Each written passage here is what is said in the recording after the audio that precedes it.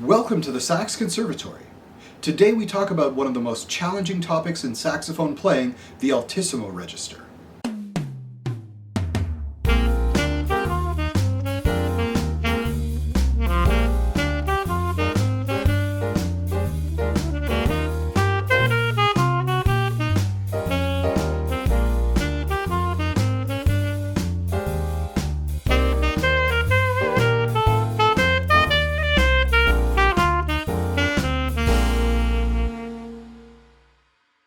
What is Altissimo? It's the highest range on the saxophone. In fact, Altissimo in Italian means the highest. There are different registers on the saxophone. The lowest, from the low B flat to the middle C sharp, that's called the low register. The next one we call the second register, starting on D, going all the way up to the highest natural notes on the saxophone. That could be F, F sharp, or G, depending on your saxophone. Anything above that we call the Altissimo register. We call the space between the C sharp, right here, and the D, we call that the break. And that's the break because you're going from one register to the next. The C sharp, all the fingers are up, and then for the D, we're pushing that octave key down, and then all three of those fingers, 1, 2, 3 on each hand, 1, 2, 3, all three of those fingers on each hand are down. So let's talk about the Altissimo register. The first thing to say is it's not easy. It takes a lot of practice and discipline to gain control and consistency over the Altissimo register. The fingerings are going to be less intuitive than the rest of the saxophone, and it also involves some contortions inside your mouth to really control that sound and control those pitches. While it may take some time, you'll find that if you put in the work and do some basic exercises, you're going to be very happy with the results. There are two principles we need to talk about first before we even think about starting to play in the Altissimo. The first principle is overtones. All musical sounds have overtones in them. All these notes in what's called the overtone series are present at the same time, but it's the relative weight of each one in the note that gives us the timbre, the sound, and of course the pitch of the note. I'm going to demonstrate the overtones now. I'm going to play a low B flat, and I'm going to show you that without moving my fingers, I can get all of these notes in the overtone series because they're all already there.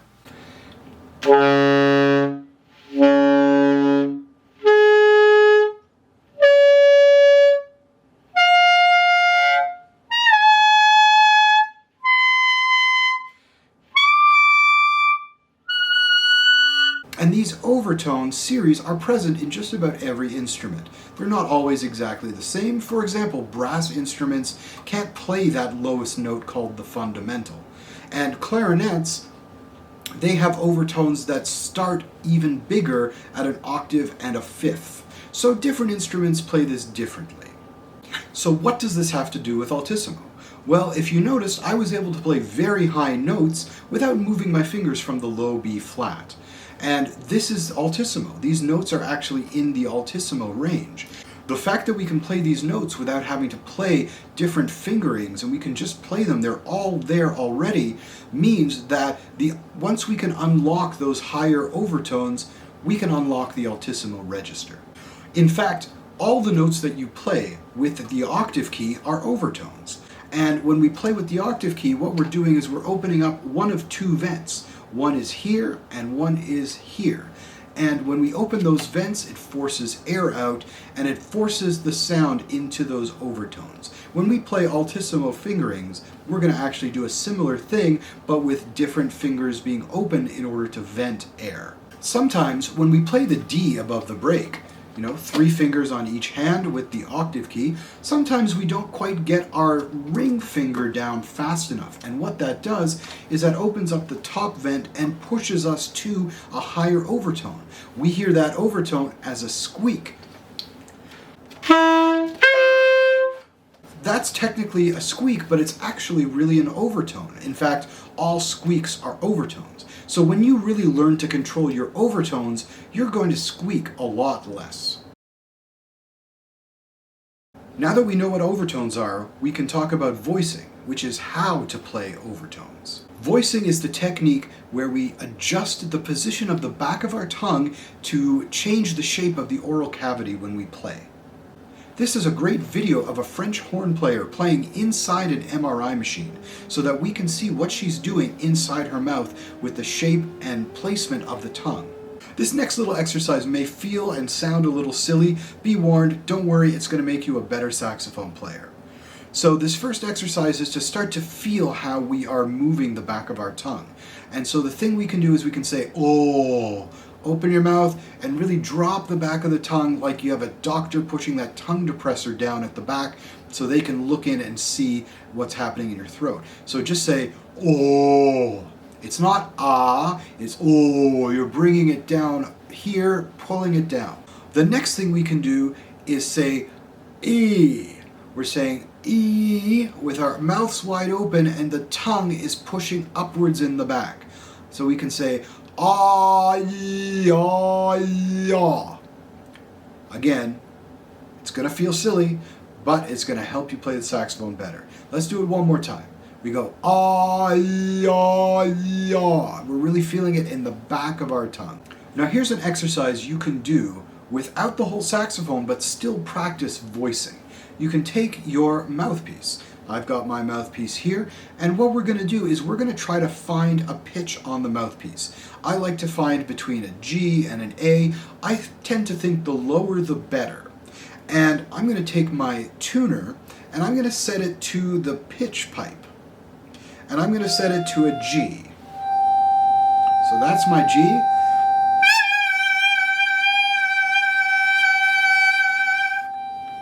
And I'm going to set that and play along to the tuner. Now you can do this with a piano, you can do it with a guitar, anything that's going to produce the sound. And of course this is a concert pitch G. If you're having trouble getting down to a G, you can play an A.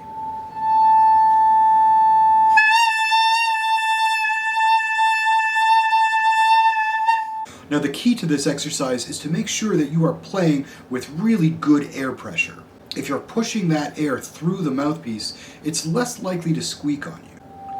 So here's our G.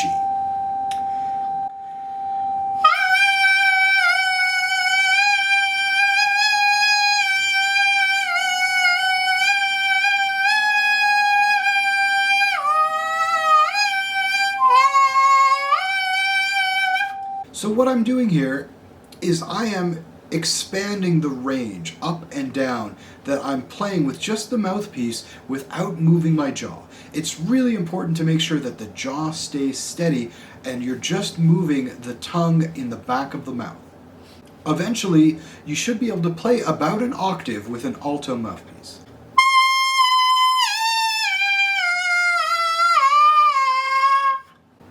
Thanks for joining us for part 1 of our 2-part series on Altissimo.